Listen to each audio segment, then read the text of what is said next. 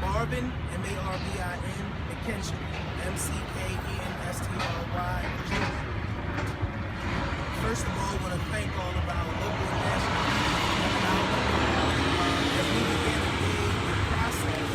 as we begin today the process of healing the celebration of life, of Scoota's life and legacy. We're out here today because we need to change the narrative. Scoota was not just a local rapper. He wasn't. He was a son of Baltimore that defied and overcame all of the odds that so many of us have faced to achieve the level of a nationally known recording artist. We need to recognize him for the artistry. So far, his legacy has been overshadowed by the circumstances surrounding his death. We declare today that we want people to see past that as we continue to pray and seek justice in his murder, that we begin today to celebrate as a city, as a community, and as a people, the life and legacy of this talented, brilliant young man. So today, we recognize him in the sense of his greatness. As a young man who inspired young people to believe that if they're willing to put in the hard work, they can achieve all of their dreams. We recognize him today as a young man who became a representative of the hard work that we do here in the great city of Baltimore. What we decided to do is that we're going to put in process some celebrations. We first of all like to offer special thanks to the Baltimore City Police Department and Commissioner Kevin Davis, to Colonel Melvin Russell, who's here with us today, who worked diligently to help us to put the celebrations together. We also want to send a special shout out to Miss Sabrina Sutton, who worked diligently to ensure that we were able to have all of the resources and things that we need in place to be able to celebrate him with a fitting celebration, something that's going to elevate his legacy, something that's going to show the greatness that he brought to the city of Baltimore, the inspiration that he's become to the young people, the youth in the city of Baltimore. So we just stand together today, not under any brand other than Tyrese Lor Scoota Watson, a bunch of clergy and faith leaders and community leaders who have come together simply to support the family and to see to it that the neighborhood, the community, his fans abroad will be able to recognize and celebrate the life and legacy through his great music, his talent, and all that he shared with the world. Thank you. My name is Derek Chase, and I'm with Stand Up Baltimore. Derek is spelled D-E-R-R-I-C-K-C-H-A-S-E. And we're here again at a very historic space. This is Pennsylvania Avenue, and we all know of the history of Pennsylvania Avenue. If you look right above our shoulder, we'll see this wonderful, glorious woman called Billie Holiday. And Lor Scoota was this generation's Billie Holiday.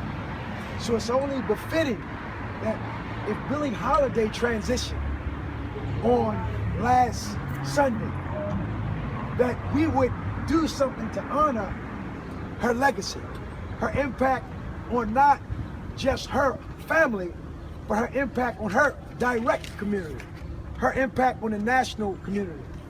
So it is my pleasure to announce, in partnership with many organizations who are represented here, in partnership with Baltimore City's finest, the police, and Commissioner Kevin Davis, in partnership with the mayor's office, as directed by Mayor Rawlings, Mayor Rawlings Blake, as well as with the efforts of Miss Sabrina Sutton.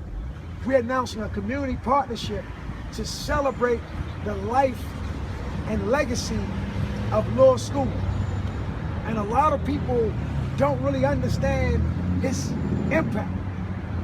However, if you were to look at the countless comments and likes, you'll see a young man who not just delivered hip-hop in a very unique fashion, who is not just a reporter for what happens in Baltimore. Sometimes we get it twisted. Little Scoota was a mirror of the conditions of Baltimore. And what he did is he used his platform to take the message of Baltimore all over the world, and we applaud him for that. But today, we're here to announce 3 days of healing. Today, we want every parent to sit down with their child who love Lor Scoota's music. And we want you to listen to every one of the lyrics. And we want you to listen to how they enjoy the music. And we want you to do something very special with your child.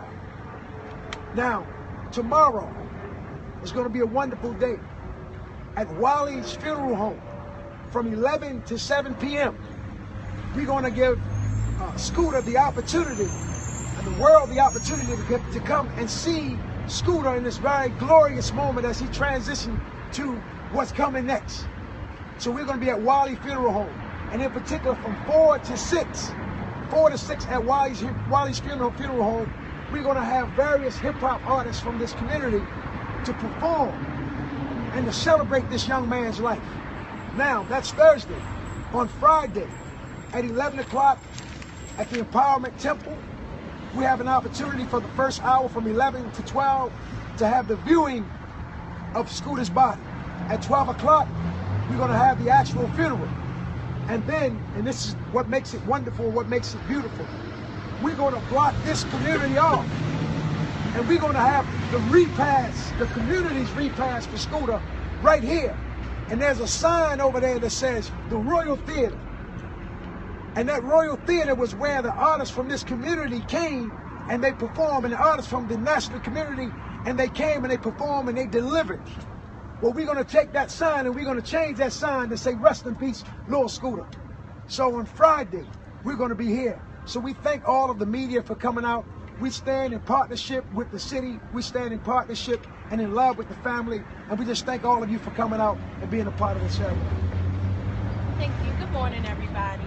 My name is Alexis Savage. That's A-L-E-X-I-S. Savage is S-A-V-A-G-E. And I was Lor Scoota's personal assistant. And I can say that the city is hurt. More importantly, the children are hurt. One question I ask myself, and I ask many times, is when he murdered you and he killed you, did he look into your eyes and see the millions of children's dreams that he crushed? Scooter had a gift that many don't have. Sometimes parents, we can't speak to our kids. Sometimes we're hard on our kids. But Scooter had a way of getting to the children and getting to adults a message of love, of truth, of what we face in the streets. Scooter, more than anything, will be pleased with what is going to partake this week. And I'm so happy that the police have partnered with us to understand that these children, when they're out here, they're not rioting to cause destruction. They're out here to try to gain mourning. And I mourn with you all. I love you all. I want to hold you all so that we can feel together. We are together. And I'm just calling this right now, Mayor Rawlings Blake, I'm asking this.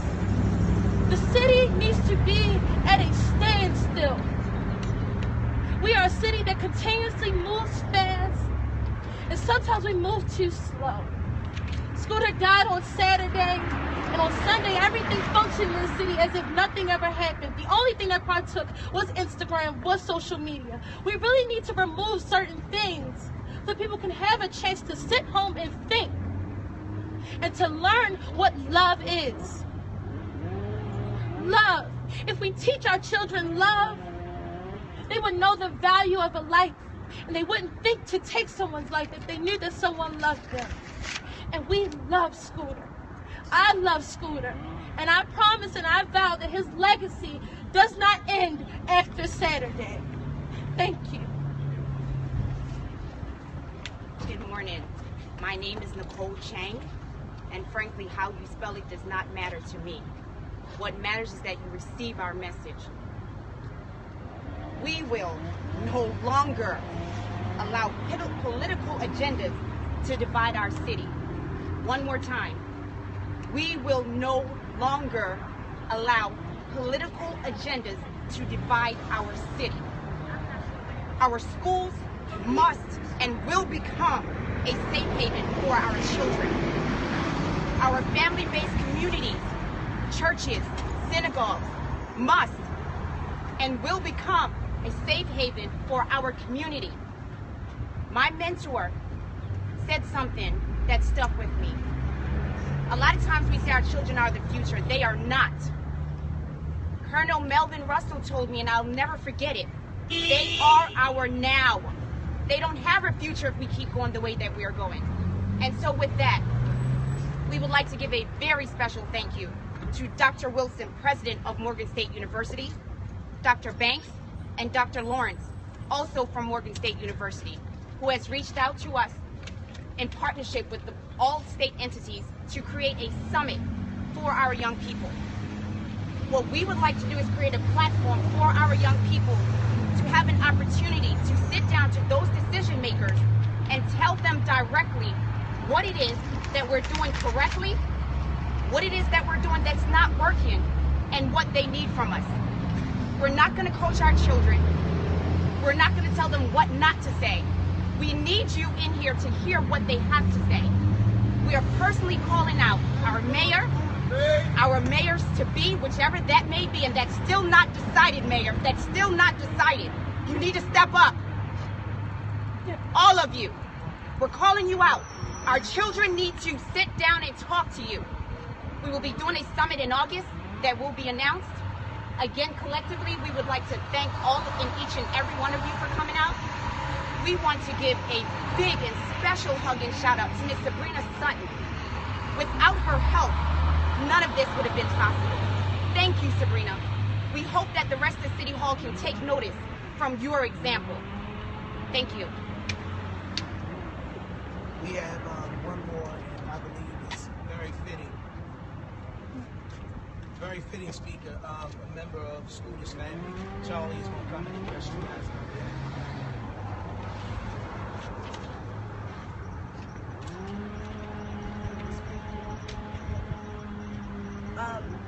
Charlie actually is here as a representative for the family of Lor Scoota.